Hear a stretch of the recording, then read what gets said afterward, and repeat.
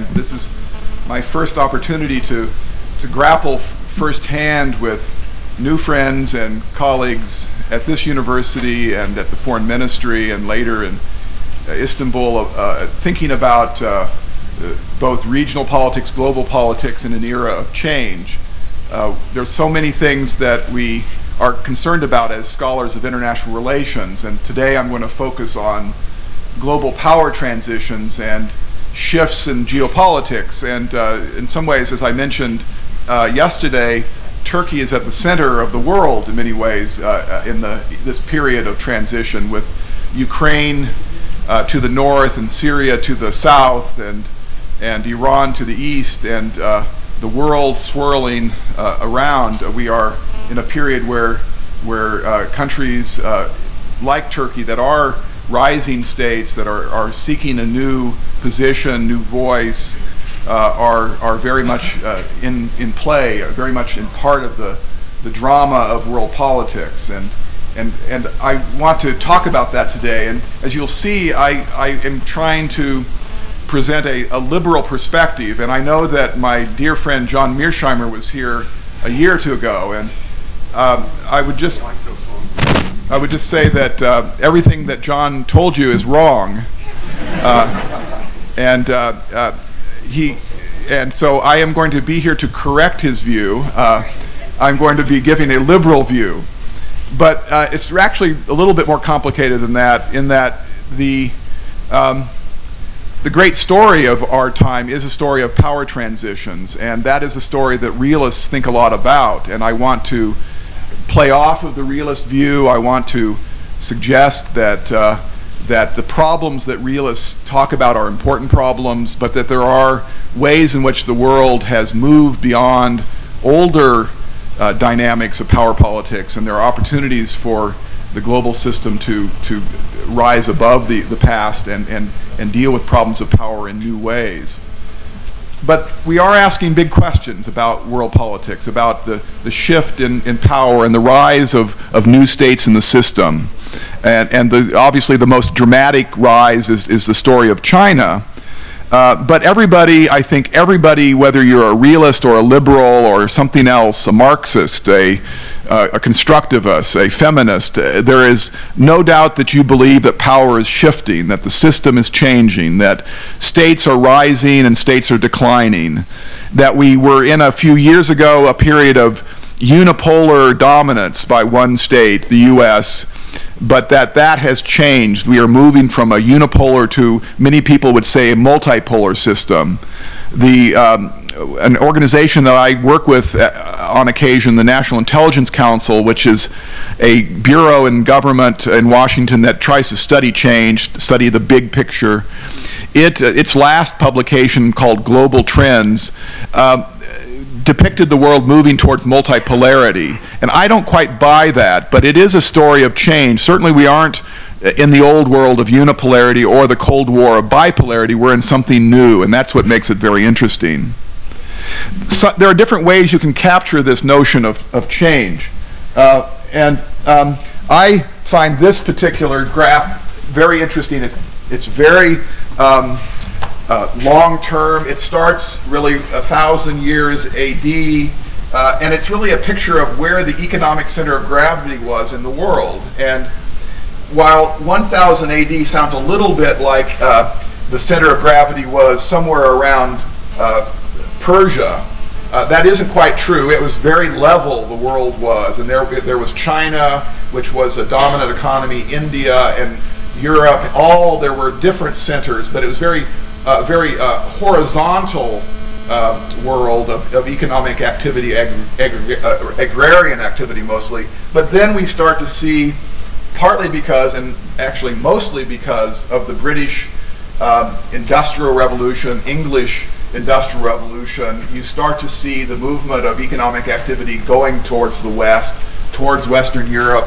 1940, that was the Western era, the European era, and then after World War II, the U.S. period of ascendancy, and that reaches some kind of high point in 1950, 1960, and then things start to shift. And of course, why? Well, it's about the rise of of the East again, catching up after really 500 years of being behind. It's China, but it's also India, and here you see the center of gravity coming back. It takes 1,000 years, but everything kind of goes around. And it's a story really of the shifting fortunes of societies, of civilizations, of states, and of regions, and it's quite provocative. And this is the background for international politics. The other graph, this is what international relations scholars get excited about or worried about. It's one country in particular, China, which is rising up through 2 decades of double-digit global growth, becoming close to becoming the world's largest economy. Some people say the next decade, after 2020, China will be the largest economy in the world. And so there is a story of this is the power transition. Something is happening. It's global. It's playing out in regions. And then the question is, well, what are the implications? What does it mean? What will happen to the political formations that we've had, the rules, the institutions, global governance, the way in which we have organized our decision-making at the global level? And here I would say we have some very classic arguments by eminent scholars who tell us there's a lot to worry about. Paul Kennedy from Yale, Robert Gilpin from my university, Princeton, E.H. Carr, the British historian, have all told the story of power transitions as a story of rising conflict and frequently war. They argue that rising states want to run the show. They want to create their own institutions. They want the international order to reflect their interests. It makes sense. That's what the U.S. did after World War II, to project power, to project and establish your interests internationally, to express your values, all of this part of the drama of power transition. And you get this set of ideas that are out there, people arguing about what it means and mostly making arguments about the rise of conflict, that it's a contested politics, a power transition of contestation over rules and institutions. And it's the most classic way in which international relations scholars talk about power transitions is a kind of structural model where a rising state wins a war. Think of the U.S. after World War II, stepping forward after a great cataclysmic war and building an international order to reflect its interests, to be a kind of global hegemon. And that's the first phase. The second phase is decline. It's the global power becomes less global in its power, becomes less powerful. Decline driven by technology diffusion, innovations springing up elsewhere, relative wage patterns, capital flows, trade expansion, innovative development policies in countries that are trying to catch up, trying to innovate. So you get a kind of, the global power structure has this kind of set of rules and institutions, but the power behind it starts to go down. And then you have what is the third phase, which is a legitimacy crisis or a crisis of governance. The powerful state cannot protect the world order, and it begins to think more domestically about its decline. And other states try to step forward and have their own rules and institutions, their agenda for order building. So the crisis of legitimacy, a gap between power and order, and that's when you think about conflict and war. The fourth period, or the fourth phase of the structural model is, international relations scholars call it really the period of transition, and the new rising state steps forward, either presenting a new world order or acting as a spoiler, that is to say, acting as a country that isn't powerful enough to rewrite the rules, but clearly powerful enough to get in the way of other states. And so you have various scholars, Paul Kennedy, Robert Gilpin, E.H. Carr down here. You have different visions. You have Martin Jacks, the British journalist, who sees China really as the next world hegemon, stepping forward with a new vision of order, a Chinese-centered world order. And I ask you to kind of think about, well, what would that mean? What would a Chinese order look like? And obviously John Mearsheimer as well, having a view about these things. And the general pattern that you see is this view of contestation, and regionally you see specific kinds of crises. So Mearsheimer, as you know, he was here, arguing that there is a kind of moment when the rising state tries to step forward and push the old state out of the region. So Mearsheimer expects that there will be a transition in Asia where China will try to provide new hegemonic services for East Asia. Will try to flip allies from the U.S. to China, and there will be a kind of transition of that sort. When rising states rise, international relations scholars say that there are two kinds of dynamics that unfold. One is that rising states will want to do more with their power. They will have an ambition. They will want the world to respect them. They will want to be at the global power conferences, and they will want their ideas embedded in the international order. And secondly, the old rising state, that now is the declining state, will be more worried about its position. It will see the rising state as a threat. And that's the basic realist view, that power generates ambition, and declining states see threats that draws it further into conflict with the rising state. And the problems of anarchy come back. But the question remains, it seems to me, over the next few decades, what will the rising states want? And the most important question, it seems to me, that you can ask is, what will global politics look like when a new set of powerful states rising today are finally in position? And here I would simply say that there are two types of implications that come particularly from China, which is the country that I want to give particular attention to today. One is that if China, and when China becomes the largest economy in the world, it will break historical ground in a variety of ways. One way is simply that it, for the first time in world history, the largest economy will be a developing economy.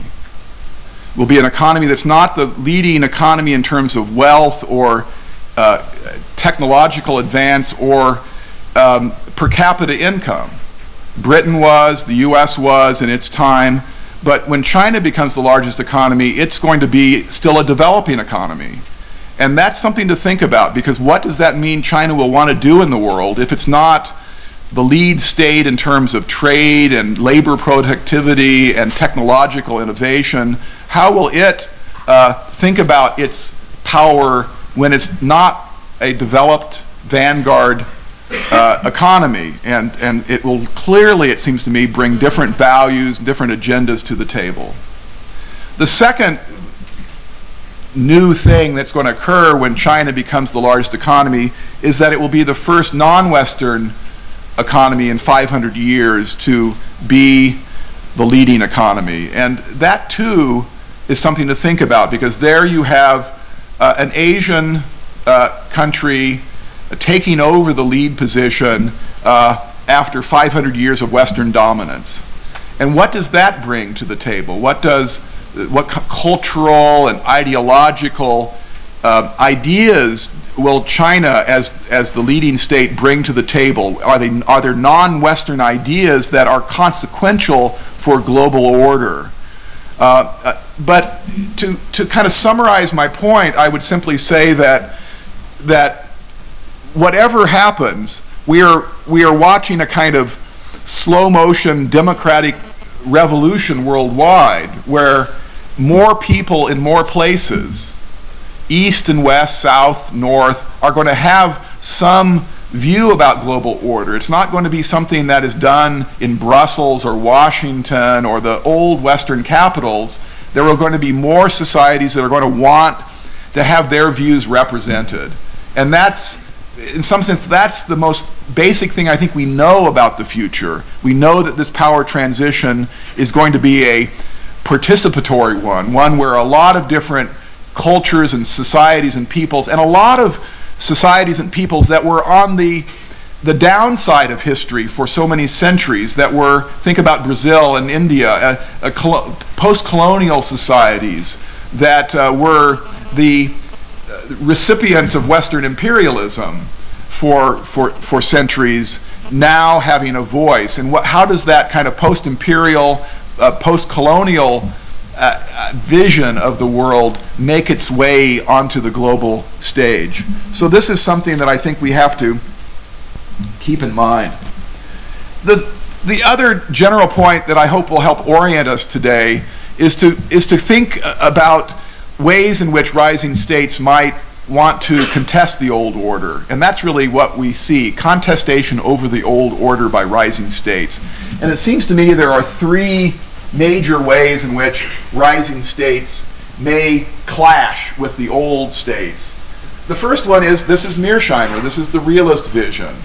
And it's very real, and it's historically grounded in the way in which we've seen rising states in the past. Rising states seeking to project power, to turn power into purpose, to push outward from their borders and cast a shadow, to build a sphere of influence, to have more control over the maritime waters around the state, to use and build a navy.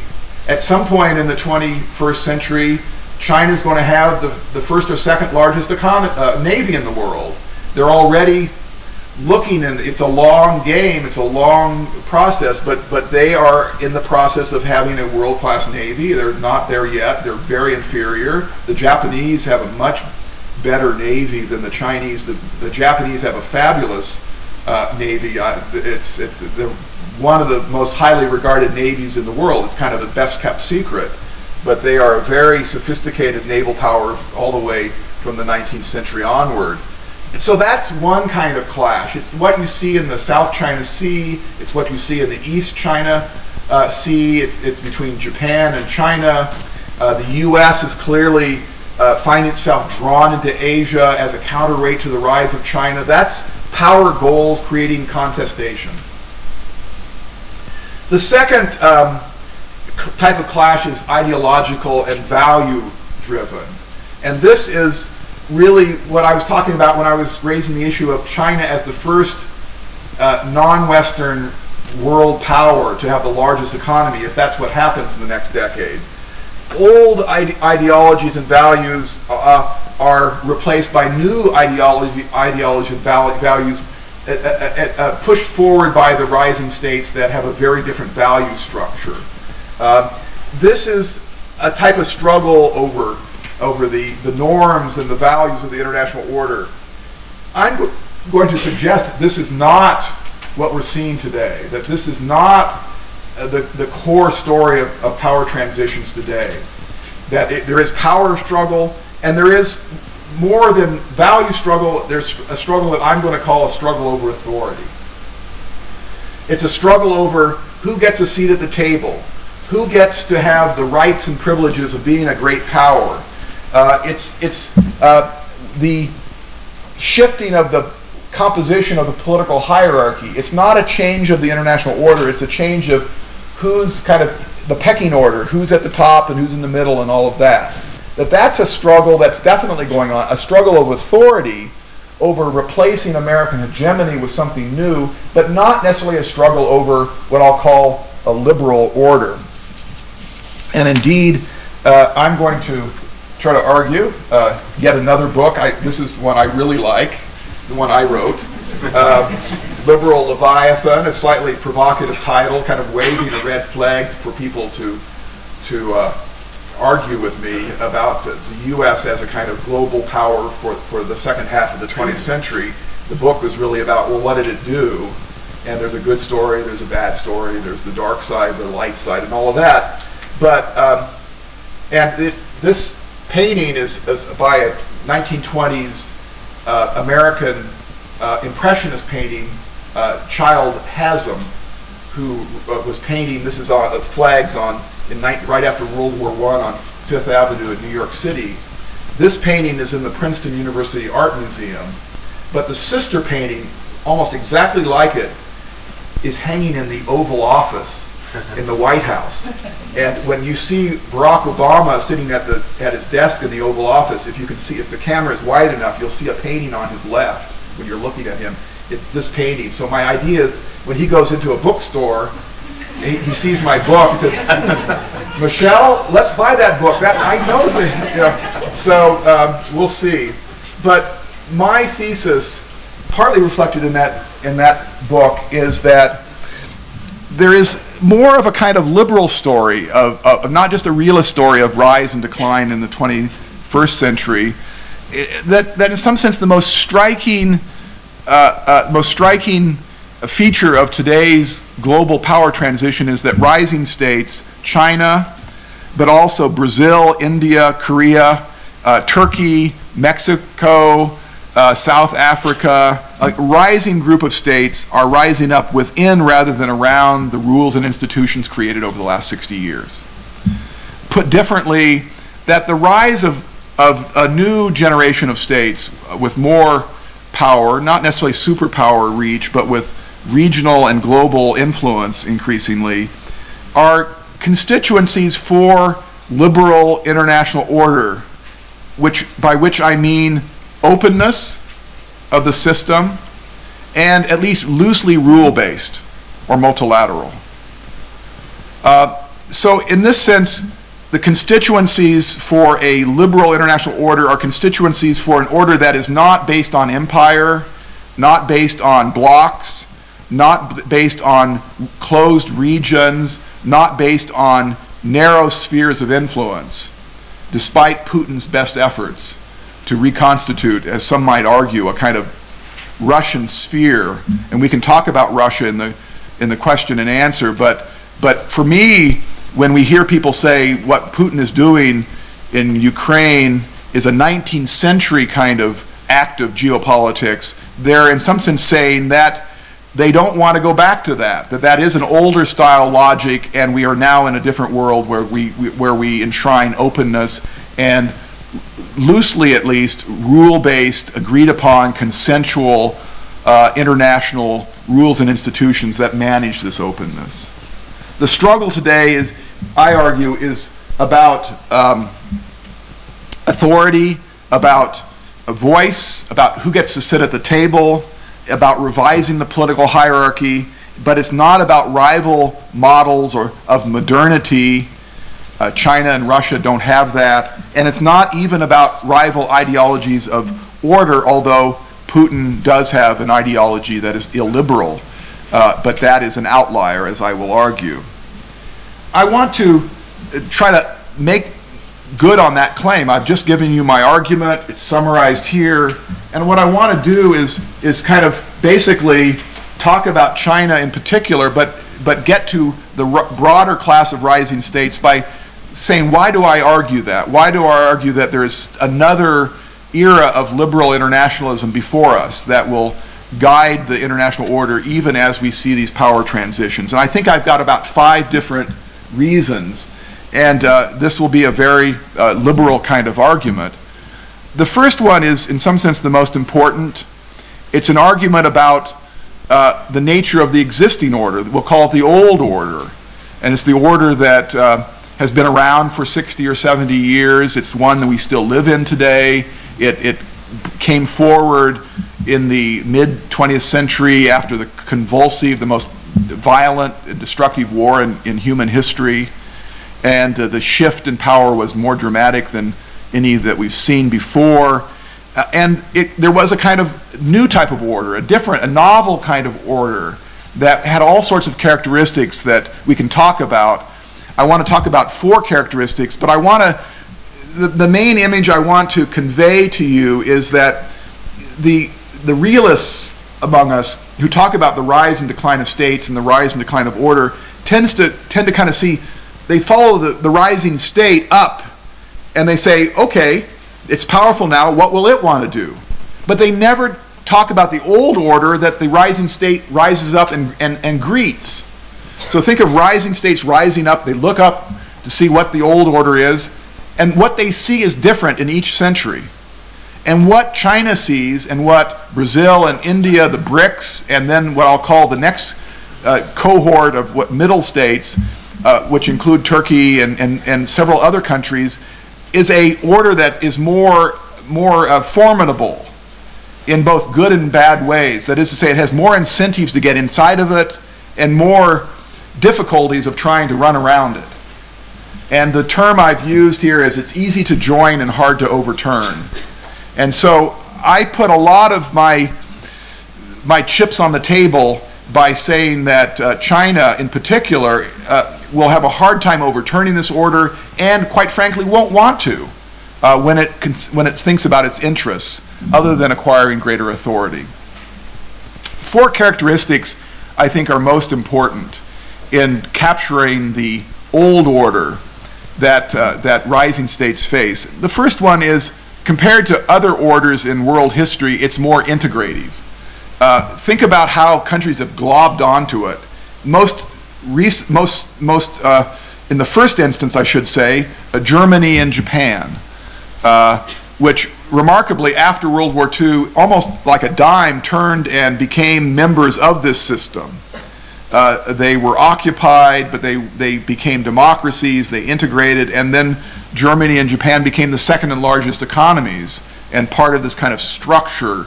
So integration, and then you think of other states across the different decades in various ways making political transitions, many of them away from military rule or authoritarian rule, most of them moving towards capitalism, a kind of international style capitalism, and integrating into this big trading system.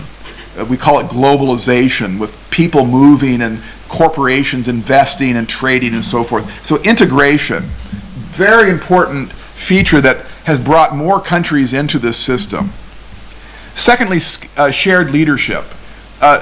There's kind of a multi-layered political governance system today that's complicated. It's partly the United Nations, it's partly this so-called G system, G7, G8, now G8's having problems, but G20, the kind of expansion, elastic kind of form of governance, finding mechanisms to bring countries together. And G20, which has become kind of the ceremonial, at least, the seat of legitimacy of global governance. The Security Council increasingly has a legitimacy problem because the P5 don't represent the new power reality of the world. And it hasn't for a long time because Germany and Japan have been powerful, but they haven't had nuclear weapons, and there's kind of a discriminatory feature to the UN Security Council is that only nuclear weapon states are permanent members, those that were original members. And so as time goes on, that still is an important body. We still, if you want to settle international disputes, you still want to go to the Security Council, but we need other mechanisms, and the G20 has been kind of that, looking for legitimacy wherever you can find it. And even if they don't, these so-called G groups are not treaty-based, they're kind of informal leadership groups. They don't always work very well, but they provide a forum where China and other states, Saudi Arabia is in the G20, Russia, of course, as well. And so you have a kind of mechanism for shared leadership. Thirdly, there is what I call the sharing the profits of modernity. The world is not an empire in the sense that the profits for openness are flowing to different countries, not from down to up like a colonial empire, but across the system. And China is, of course, the new wealthy state.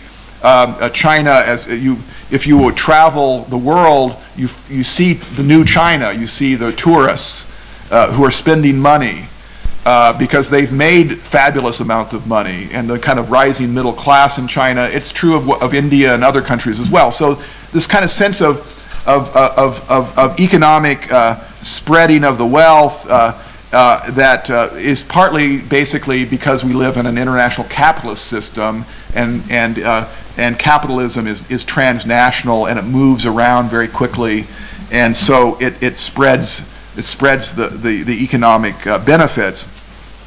A fourth characteristic is pluralism. That is to say, remarkably, and I hadn't really thought about this until recently, there are at least 3 models of development that are encapsulated within what we'll call the liberal international order.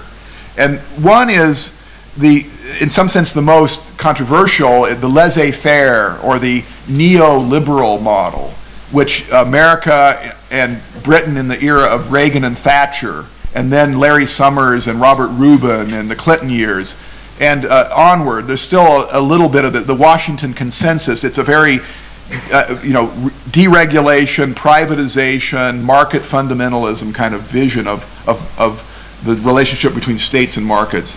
A second model is an older model that I have argued has been very successful, but it's more of what I would call a social democratic model. The term that scholars use is embedded liberal model. And this is a model where it's not open markets at any expense, it's more social welfare, safety nets, it's unemployment insurance, job retraining, it's the welfare state. It's a much more European, Western European model of capitalism.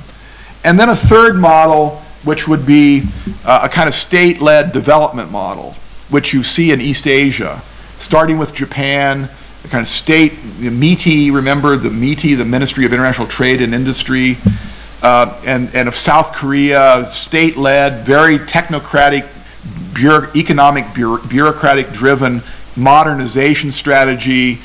You see it in various, to some extent in Turkey, you see it in all parts of the world now, but it's a kind of late development, state-led, but it's very market-friendly and international. And in some ways, that is the third model that has been kind of inside of the system. And as I said, I think it's been most prevalent in East Asia during the period of the development of the so-called tigers, the East Asian tigers, South Korea, Taiwan, Hong Kong, Singapore. So this is a way of saying that the old order, it has a lot of dynamism in it. It's not simply something that you can just kind of push on and it will crumble to the floor. There's a lot of complexity, a lot of articulated institutions, layers of authority, and lots of different institutions that are playing a role. And that is new. In the 19th century, when Britain was the leading economy, you didn't have very many institutions. You had the British Navy, you had the gold standard, and you had a kind of capital markets that were open, labor mobility, but you didn't have really a set of regimes to manage the global system. So that's new. And I think that has some consequences for how to think about rise and decline. The second factor, again, starting with China, is really about what the old order is when you tear away all the ideology and get to the bare bones. And this is my claim about liberal internationalism as a mechanism for organizing the world. And it seems to me the two most important features that are at the core of the current order are features that rising states want. And the first feature is openness. You can't get rich as a society in the 21st century unless you trade and invest across borders. You can't be a North Korea, you can't be a Cuba, you can't be an Iran. You need to be a South Korea. You need to be a country that is trading and investing and acquiring technology and finding niches where you move to the top. All that good stuff that people study in business school and international political economy classes. So openness to trade, to investment, to knowledge, the trading state, getting involved, looking for deals, finding ways to advance in an open system. This is the story of why we have rising states today, that there was a kind of movement, a pivot towards openness and towards international trade expansion as a development strategy in the 60s and 70s, and it's still very much alive today. The second feature are rules and institutions, which sound very liberal, sound like they might be kind of Western ideas, but no, rules and institutions are not Western. They're functional tools for any society that has people in that society that want to protect what they have. So what I want to suggest here is that rising states are rising because they have more things that they've acquired, more property, more capital, more wealth. And if that's how you see them as rising states, what do they want? Well, they want to be able to protect what they have and get more of it. And what I put here, rising states want to protect their equities. And this is in some sense, to kind of almost be philosophical for a moment, this is sort of what the rise of the modern state was about. The rise of property rights, the rise of rule of law. It is about not just weak people trying to protect themselves from the strong. It's about wealth holders and entrepreneurial types trying to protect their equities. And John Locke, the father of liberalism, he talks about property rights. And when you look at China today, it wants to find ways to tie down and secure the wealth that it's acquiring, and find ways to rationalize it so that the government can use it and redeploy it. All of this is what all rising states have done in the past, and you need rule of law. And that's not a Western thing, it's not an Eastern thing, it's not a Northern thing, it's not a Southern thing.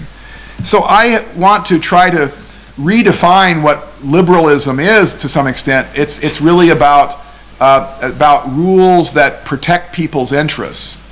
And that's a universal type of dynamic. It's not a values dynamic. It's what C.B. Macpherson in his famous book on liberalism argues as the core logic.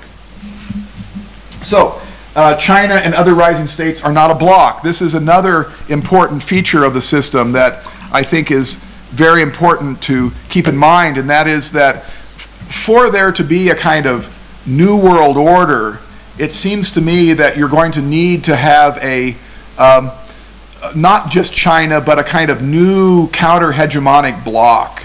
Maybe certainly Russia and China, but other states as well. And here I would say, look around the world at rising states, and what do you see? You see diversity. You see different regions, different leaders in different regions. You don't see a global bloc.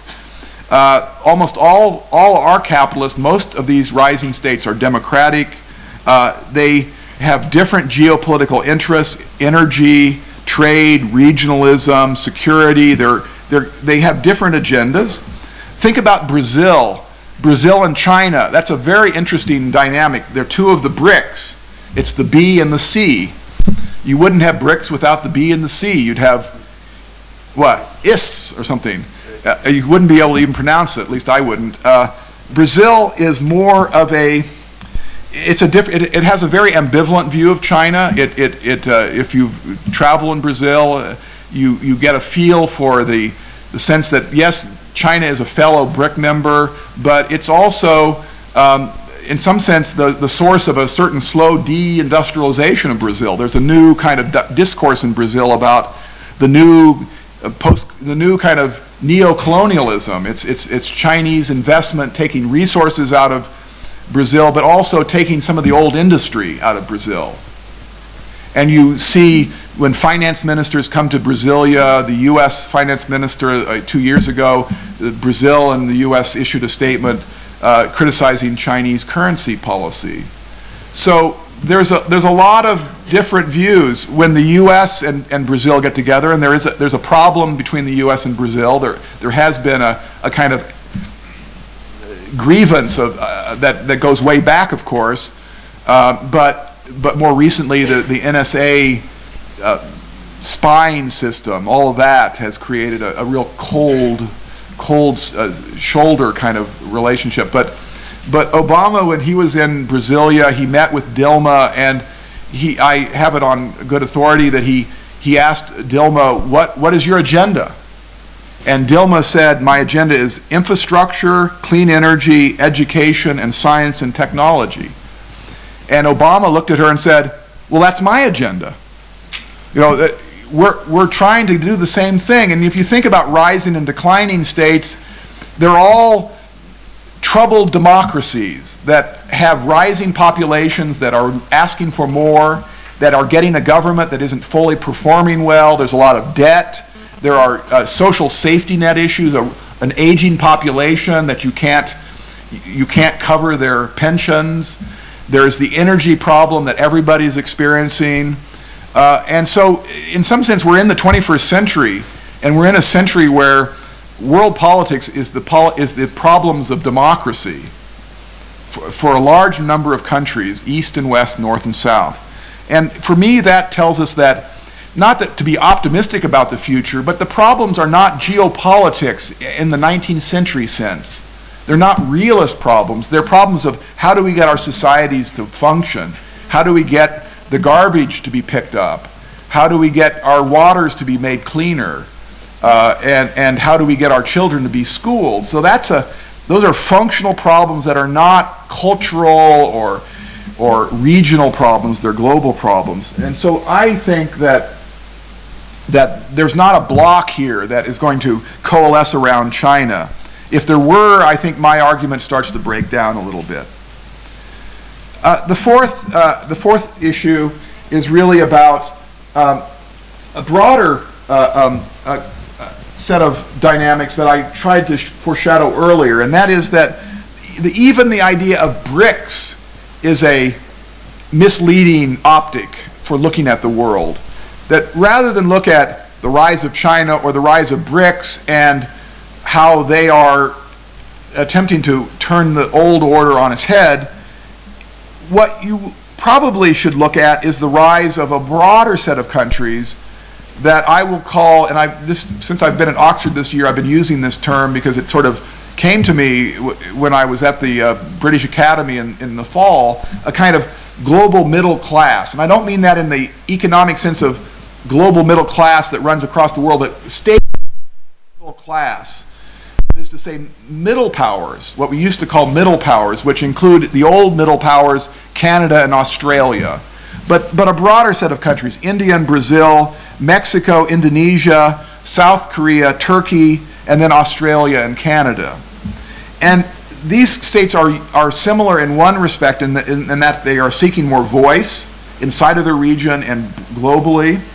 And they are exhibiting what I call stakeholder mentality, which means pushing for more multilateral cooperation because that protects them from the stronger states, and influencing world politics through agenda setting, bridge building, and coalition diplomacy. Because you got to work together. You got to get people to change the agenda, to put this on the UN agenda rather than that, to try to change the distribution of power through building coalitions. South Korea, for me, is a good example of this. South Korea, a country that, as a liberal, I think of South Korea as a kind of encapsulates this transition that I've been talking about. South Korea was run until the 1980s by a military regime. The father of the current president of South Korea was the military head of South Korea for many years. His wife was killed by an assassin, North Korean assassin, who was trying to get the president. South Korea has gone through this both economic and political transition. It has found itself moving not just in East Asia to try to secure itself. It's got problems with North Korea for sure. It's got problems with Japan and China. But during the last 10 years, South Korea has pursued a kind of what it calls a kind of ideology of global Korea. That Korea is no longer simply defined by its struggles with the North. It's defined by its efforts to get into the global game of governance. So South Korea hosted the second Nuclear Safety Summit after Washington, then this year it was in The Hague as the third meeting. This is very important gathering of over 40 heads of state to try to make sure that the nuclear capacities are secure and monitored. It has been the host of the G20. It has been the host of innumerable energy fora, clean energy fora. Sustainable development is a Korean theme. A bridge building between North and South. Korea is the first country that was a recipient of ODA, Official Development Assistance, that now is the benefactor of ODA. It used to get it, now it's giving it. That's a story of the 21st century. That is a story of a country that has moved into a new position in the system. And of course, anybody who's been in Korea, you're unbelievably impressed by the education system. Young Koreans work, 14 hours a day they study. My son, who's 14 years old, he studies about 30 minutes a day. I say, you have it easy. My son, you should go to South Korea. You'd still be studying till midnight and getting up earlier. So there's a kind of a work ethic, and you see it in the kind of attempt to move to the next level in the kind of platform of the economy towards high tech. Samsung and all that is part of it. Soft power. It's not just the K-pop, but it's more generally. There's a very dynamic. This is a country, South Korea, like Singapore, is one of those countries that we call in the United States punching above its weight. It's throwing a stronger punch than you would expect given the size. And so I think that there is a whole set of countries that are rising that don't get the glamour, don't get the attention. Some of it is because they're rising up and trying to, I think as Turkey is, try to articulate a vision for its region, for the Balkans, for the greater Middle East. Sometimes it is in the kind of global arena, doesn't always work. There are lots of different toes that are stepped upon. There's old states that are not quite ready to make room for new states. But that is a dynamic that is playing itself out across regions, mostly by states that are democracies. Think of the G20. 17 of the G20 countries are democracies. The only non-democracies are Russia, China, and Saudi Arabia. And those 17 countries, which include, of course, the old Western European states and many of the states I've just mentioned, if they can get their political footing and regain their economic growth, there's a lot of trouble with democracy today. Countries like Venezuela and Russia have moved back from democracy. But for me, giving a kind of liberal view to you, to kind of counteract the Mearsheimer view of 2 years ago, I do pay attention to democracy and the changing nature of the regimes that make up the system, particularly the rising middle class. Final point about rising states, again, if I can be right on China, I think I can be right at the global level because they are the critical country to look at. China is not a model for the world. Now, there's something called the Beijing Consensus, and if you find out who's arguing that there's a Beijing Consensus, it's almost always Americans. You don't have the Chinese saying we have a model, because they know they don't yet. And Chinese are more impressed by their own vulnerabilities than by their strengths, although you can find plenty of Chinese thinkers who have a grand vision of China in the future and how that they are going to have this day when they are able to redo the international order. But they don't have a model of modernity. And this is where I'll step back into my scholar's role and say that to have the kind of dynamic impact on the global system, a rising state needs to be a kind of vanguard model that other countries want to emulate. Now, the US, and before that Britain, played that role for many decades, even centuries. Some would say that the US, after 2008, lost that role, that the financial crisis was a crisis made in America. And that's true. The US form of capitalism is no longer a desired model in many ways. The financial dominance of finance capitalism in Wall Street the neoliberal kind of impulse is not very popular around the world. And it may or may not be that in 20 years the US economy will kind of come back. It has a lot going for it in terms of demography and innovation, Silicon Valley, the next generation of Steve Jobs. Yes, I did know Steve Jobs.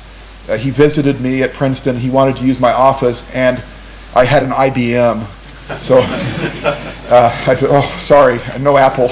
But the kind of, there's still some life left in, I think, the American economy. But even if the U.S. is no longer in that role, I think it's very hard to say that China or Russia is in that role, certainly Russia.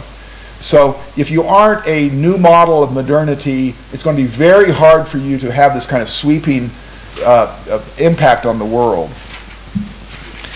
Finally, about China, China knows this really, and China is much more of a stakeholder state than many people think. In the old days, after Deng Xiaoping came to power, there was still in China a great deal of attention to the ideology of what we call the new international economic order. That is to say, this vision that grew up in the 70s of a kind of radical critique of the Western world economy, the new international economic order, and China was a spokesman for that for many years if you follow government and party documents. Sometime around 2007 in the party congress, China started changing their language to talk about the world economy, and it became much more status quo. It was language like the translation would be justice, fairness, which always meant in the next sentence that China should have more voice in the IMF, the World Bank, and the WTO. So it was much more of a let's rise up inside of the system and get more authority so that we can do things that will serve our interests. And that's not a revisionist ideology. So China is much more boring and status quo than you might think when it comes to economic issues. And when you ask the Chinese what they would want, if their wish list for the Chinese impact on the world economy, the three things that are always first, second, and third are greater role in the IMF and World Bank, secondly, more influence in these leadership coalitions like the G20, and thirdly, the internationalization of the renminbi, of the yuan currency. And all those things are understandable. And the third agenda item, internationalization of the Chinese currency, would be a game changer if China had a currency that everybody wanted and wanted to store value in. That would put China in a whole new position. But to get that, China is going to need to do domestically things that will make people want to invest in the Chinese currency, property rights, business law, banking sector, deepening of financial markets. And that means that to build up, you've got to build down. You've got to build the foundations, less corruption. Everybody who wants to invest in China, you've got to go to Hong Kong or Shanghai. You've got to find elites who are part of the power structure who will protect you and help underwrite your investments and the security of those investments. That's a sign that it's not yet a global economy in the sense of a world economy that can be used for the world system itself. It's still a spoiler economy, still taking advantage of the system rather than trying to transform it. So the final point I would make is that a lot of the turmoil and upheaval in the global system today is a sign of success. It's not something to be unhappy about, even from an American perspective where you see over the decades ahead you're going to lose power. The American century will end, the US will be less hegemonic. Some people around the world will be glad about that, some people will be sad about that, some people will try to keep it going longer than might otherwise be the case. There still are, as I've argued today at the Foreign Ministry, unique advantages the US has that will keep it as a leading power for many, many decades, and probably more so than China, even as China grows.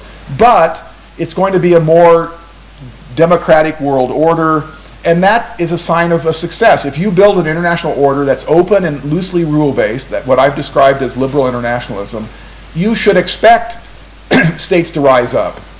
and to take authority away from you because you've created the conditions for the spread of these sorts of things. So it's a problem, the problems of success, problems of how do we integrate rising states and how do we deal with the problems of interdependence. The two great global problems of the 21st century. How do you integrate rising states and how do you deal with problems of interdependence? Those are problems of success. You wouldn't have rising states, you wouldn't have problems of interdependence if you didn't have an open system with at least some modicum of rules. So it seems to me going forward, and this is my conclusion, that the liberal vision has some purchase on the future, even despite the very persuasive arguments of realists that power transitions are dangerous and contested. They have some purchase, liberals do, on the future because they don't just see the column, one column that says the problems of power transition.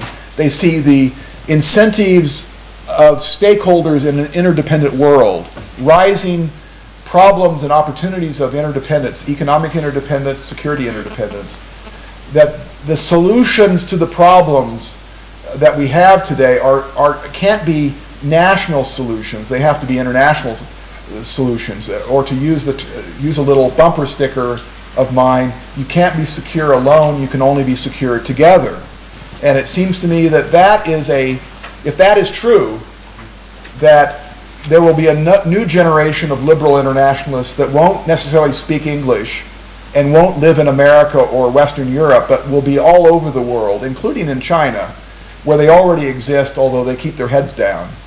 And so the constituencies for an open system that has a bit of a rule-based system with a promise of justice, not a real justice yet, but that's a world that it seems to me even declining states would say is a world that they should be happy to be in, because it's a world that aspires, as John F. Kennedy said, it aspires to be a world where the weak are safe and the strong are just. So with that, I say thank you for coming, and I look forward to your comments and questions.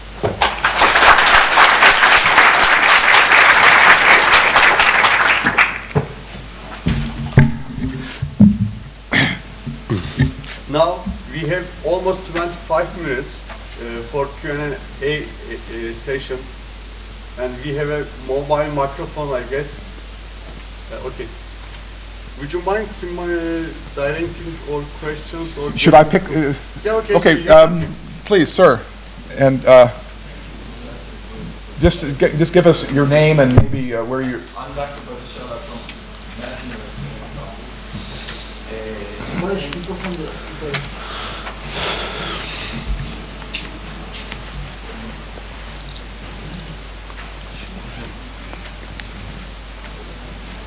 Okay, I can shout a little.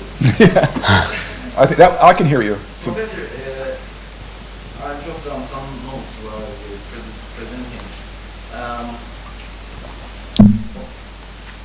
The mere existence of the second stage of your goals, I mean the ideological and value goals you mentioned, it seems to me at least in conflict with your argument that we're living more of a liberal world and not a realist world or cultural world.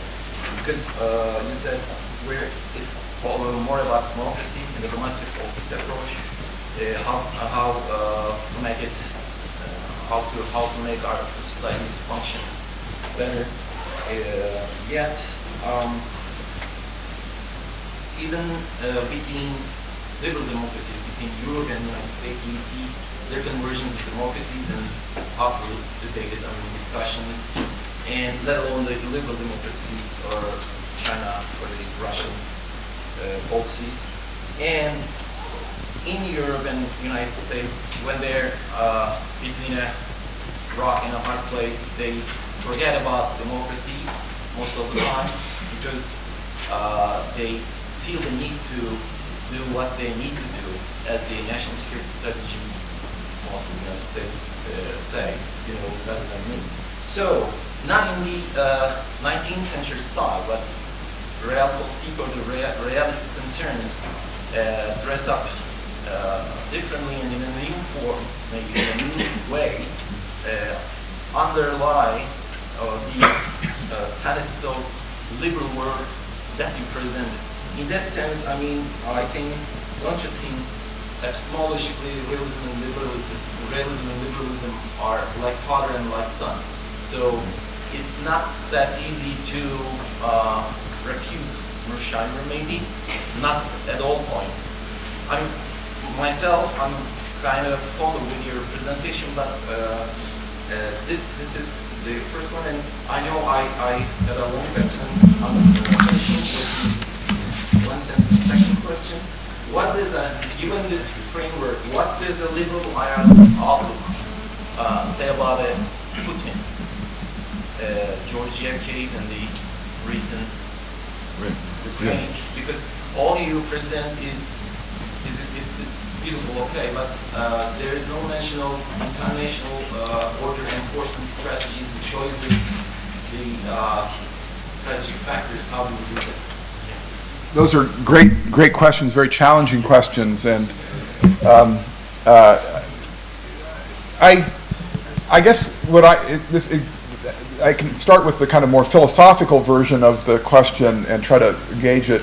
In some ways, I think the liberal vision is not denying the realist problems of world order, but trying to say that you can go beyond them and you can solve some of those problems. So think about if I were to give a lecture in international relations to students, I would say that there have been two great order-building projects over the last centuries. One is a realist project, what we call it the Westphalian project, that begins with 1648 and all these world wars, 1713, 1815, 1919, 1945, 1989. There have been these kind of upheavals and rebuilding and expanding and deepening the global state system, enshrining national self-determination, state sovereignty, non-discrimination, so forth. The liberal project of building a more complex forms of cooperation around rights and multilateralism is premised on some success of the Westphalian project, which is to say, solving Mearsheimer problems. Mearsheimer thinks those problems are never fully solved. Mearsheimer thinks that every great power is kind of a Nazi Germany waiting to get out. And I said, that's not true. You know, he takes the two most dangerous countries, Japan and Nazi Germany, and says those are the archetypes. And I say those are the outliers. That actually most states are not offensive realists, they're security seekers, and they want, if anything, they want a more soft realist world where there is a kind of balance of power and there's acquiescence to a kind of norms of stability. So to put it more philosophically, you have to solve the problems of Hobbes to make good on the promise of Locke. So if the world starts to go back to a realist world of competition and power politics, which Putin is kind of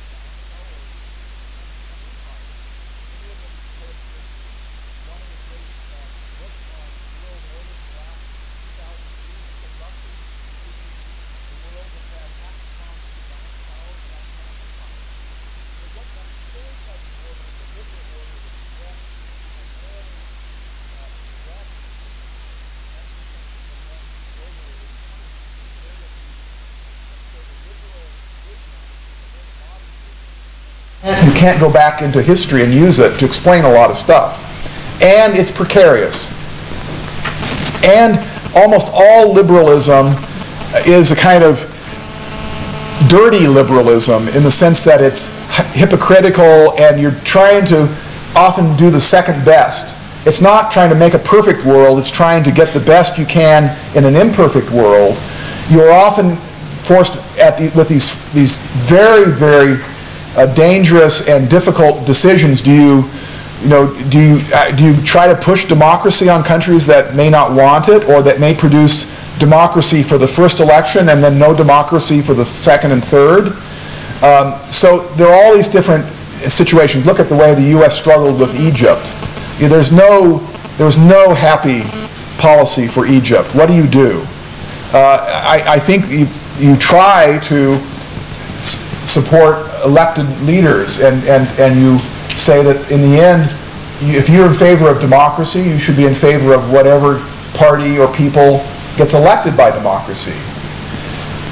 But we all know that doesn't always have a happy ending, so there's not necessarily, that may not be the end of the story.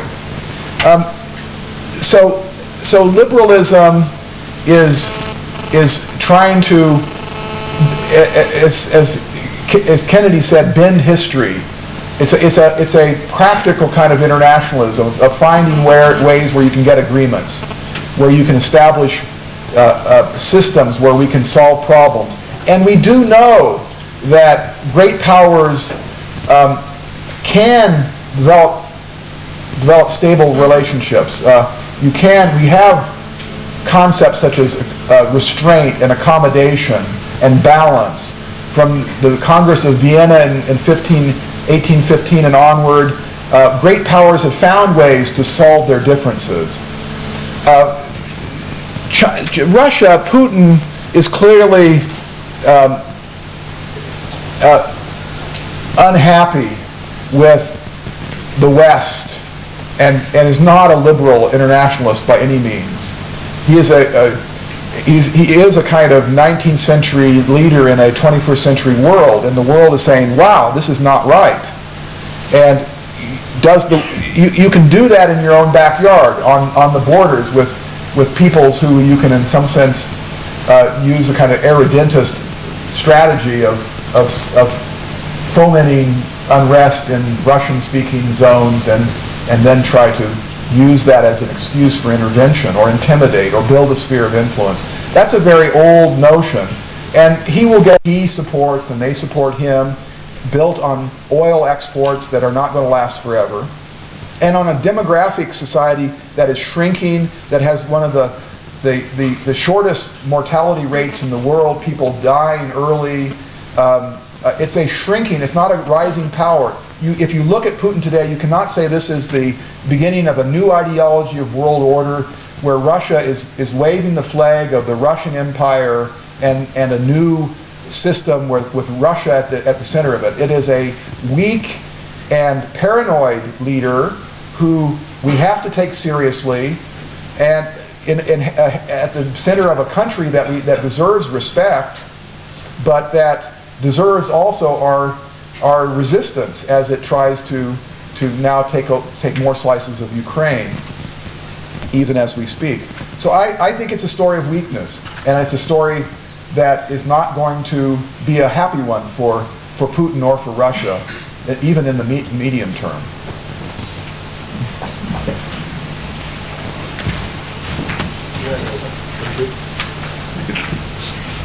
First of all, thank you very much for your thought-provoking speech. Giray Sadık, I'm a faculty member, Yıldırım Beyazıt University. I have two interrelated questions. First, you mentioned that new powers are rising as a result of US established order, and they have some good reasons, mostly liberal internationalist reasons, to remain within the scope of the game. Well, do you think that it is for now? You observe the world, that makes sense, it's intuitive, but in the long run, do you think they are likely to remain in that, or they are using it until they are powerful enough so that they can challenge the system, they can change that? Let's say, do you think if China was instead of Russia, are there any reasons observing Chinese policies to expect them to be more tolerant, especially seeing how they act in Turkestan or in Tibet with respect to their own problems? And my second question is more about theory. You mentioned now 2 times also as an answer, and in your speech, that Russia is an outlier or a kind of outlier. I mean, then it's quite a big outlier. It's not a Luxembourg to say just, oh, you know, it's outlier. And in that respect, yes, I do agree with your observation about Russia, that it may not be a model. So as we may say that China, in that sense, not that kind of liberal model as US aspired and have been for a while. But do they really care? Thank you. Those are good questions. China, will it stay on a path towards integration? And that's a good question. There are thinkers, Yang Zhetung and other intellectuals in China that blame the liberal order. They don't credit their growth as a trading state to the openness of the system and the rules, the WTO and the rest. They see that their success is based on their own ideas, and they are looking for the day when they can project those ideas. And they're in some sense searching for those ideas. Sometimes Confucianism is being rediscovered as a kind of identity, and other kind of ideas from the period of the so-called tribute system model for 1,000 years, the imperial system in Asia, which had really Korea, Vietnam, and Japan as secondary states in a kind of informal tribute system. So there are alternative ideas that are inside of the Chinese civilization. It's a kind of civilization state, and so you could argue that when it becomes more powerful, it will then be able to ignore all the old commitments and spring something new on the world. Part of the liberal argument is that there's a kind of coevolution, that they will, and already have to some extent, seen a kind of new forces in their societies that want to stay connected and play by a kind of set of rules that the rest of the world wants to play by. The rise of a kind of business elite. You saw this in Japan in the 60s and 70s. Keidon ran. I spent a year in Japan working with the international business groups who were slowly kind of going from a nationalist orientation to an internationalist orientation. My view kind of is premised on more of that happening inside of China, and it may not. I may be wrong there, and that would be part of the story. But the way, the realist would say, this is Steve Walt, but also John Mearsheimer would say, if you're a poor guy who just works and earns a little bit of a living, you don't think you need a private jet. But if you wake up one day and you're a billionaire, all of a sudden you need a private jet. You want a private jet. So China may today not say we want certain things in the international system, but when they get powerful enough, just like a billionaire, they might want things that they don't want today. And so you can't sort of say, what is China thinking today, and then say that's what they're going to think in 30 years, because when they have more power, they will have other ideas about what their interests are. And that is absolutely true. But the liberal response to that argument is, they may want a private jet, but they will want the FAA. That is to say, they will want international rules about aviation, because they're going to fly their jet. They don't want to fly their jet into another jet. They will want rules, international rules, to continue the analogy for flying their private jets around the world. They will want traffic control and radar and all the rest. So yes, they will want new things in 20 years, but they will want rules in 20 years, not just ways to project domination on other countries. So we're making different bets about the future. There's also this scale and scope issue, which is very important to me. China is different than Japan in that it's just bigger. And it's conceivable that China will be able to generate new sets of rules for the world based on their domestic system. The problem with that view is that they're going to need other countries that will want to buy into their ideas, and I've suggested that they aren't getting that, quite interestingly. And secondly, they are going to need to be able to find a different type of modernization that doesn't require capitalism and the rule of law, because in 20 years, they will want that unless there's a kind of new model of modernity that I cannot quite envisage at the moment, a kind of authoritarian, closed system, and it's very difficult to see how that works on a global scale. So I see them more as either a spoiler or a stakeholder. Russia was, your question was an outlier.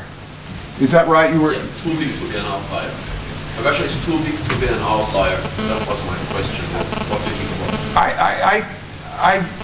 I don't agree. I think that one of the things that is going to happen, and has already happened with the Ukraine crisis, is that they are becoming more of an outlier.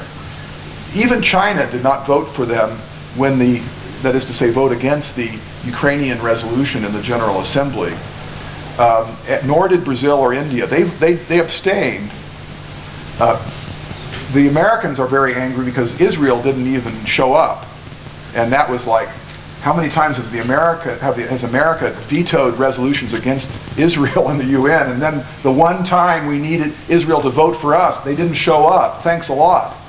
But you can tell I'm really angry about that, because I think it was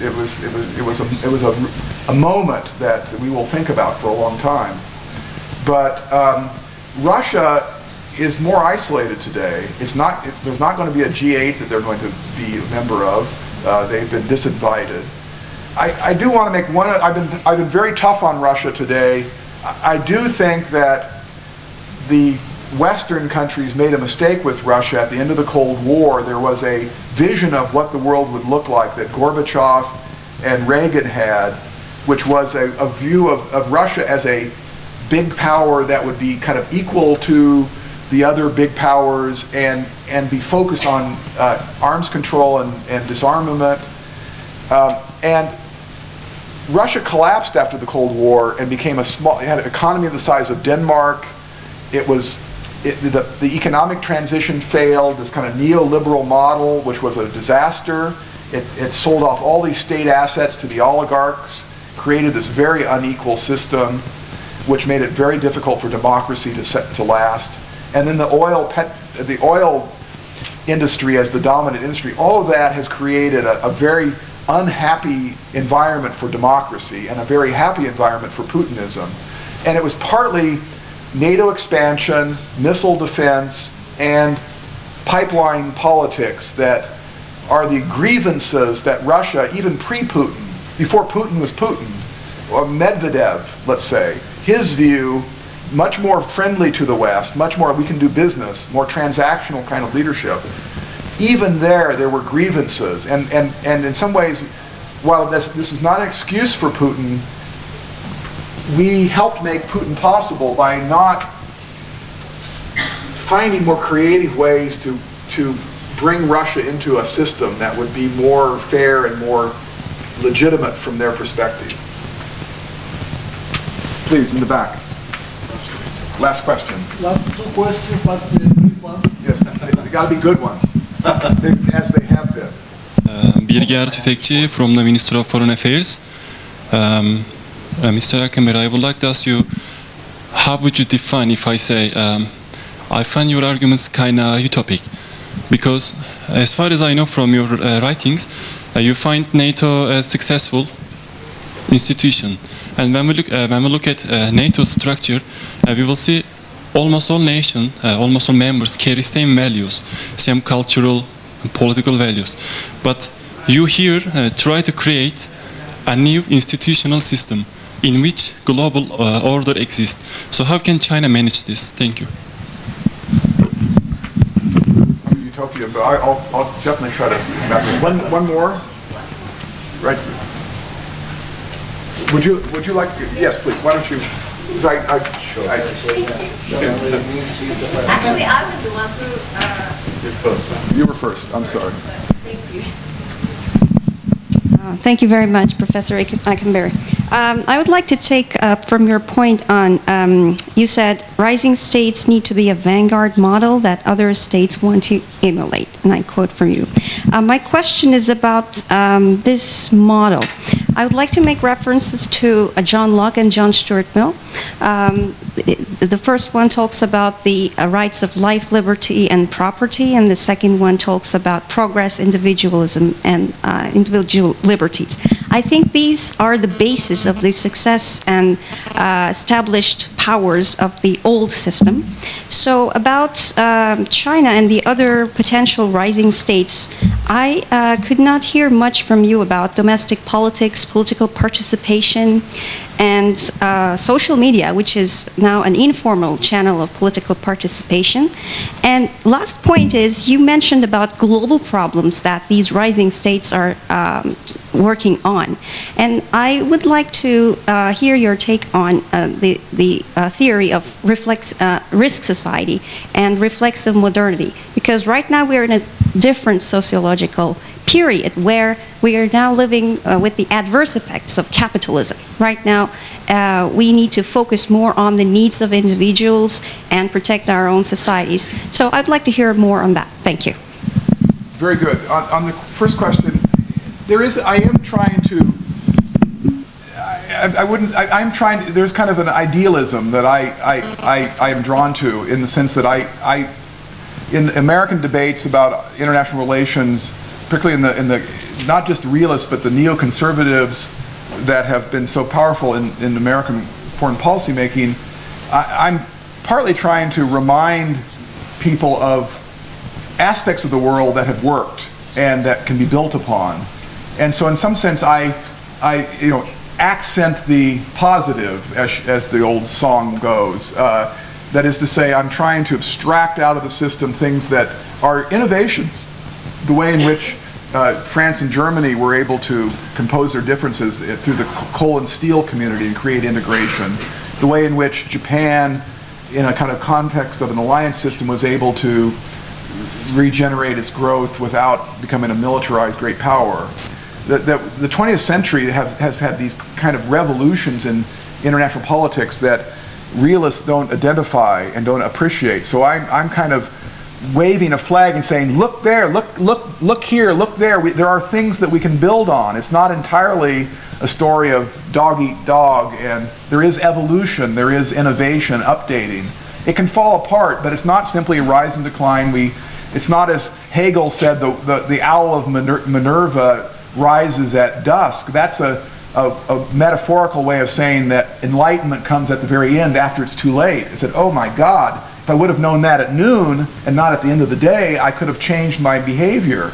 I think the owl of Minerva rises at noon, so you can make adjustments, you can learn, but it's a very sober, kind of almost melancholy kind of liberalism of looking for second best, and in the midst of a lot of dangers, trying to extract lessons and build on success, and do harness your future on democracy, which is a kind of system of protecting and countering power and reducing the concentration of power. That kind of historic commitment, which is always imperfect, is something we need to seize upon and try to build on, because more of the world than ever before has wanted to move in that direction. And there are things called legitimacy. It's a weak discipline for world politics, but when people like Putin are seen as illegitimate internationally, they can still do what they're doing and say, I don't care, I don't even know what that word means. But the world does, and it's not a strong discipline on power, but it is a discipline that we want to try to nurture a little bit, because it's going to be a difficult century with all the problems. So I think that's, and then that, just very briefly, it seems to me that one of the virtues of a kind of liberal order is that it allows for a lot of diversity, a lot of different models, and no one country has all the answers. Australia has found ways of promoting voting. Germany has apprentice systems for worker training that are world class. Britain must have something. Britain, well, I'm living there this year, the health system is fabulous. You're sick, you go, you don't even have to tell them who you are, you get treated.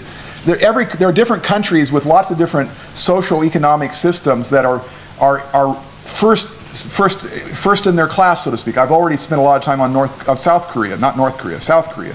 So there are, I think you've got to have a system of order where there are lots of diversity and lots of different models of society and economics, even as domestically they are different. They come to the international system and say, we want openness and we want a modest level of international law and multilateral rules.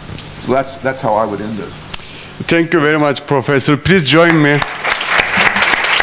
And I'd like to invite our Dean of Faculty to present the special souvenir. And before that, I'd like to pass you a special cover design for your forthcoming book. So it's up to you. Thank you very much. It's designed by Şaban Kardeş.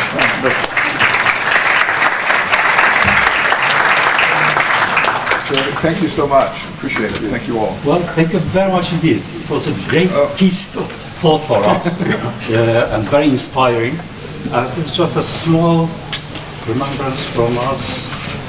It's a bit heavy to carry on all the way back. Thank you. So you can all see it. Please look at it. Thank you.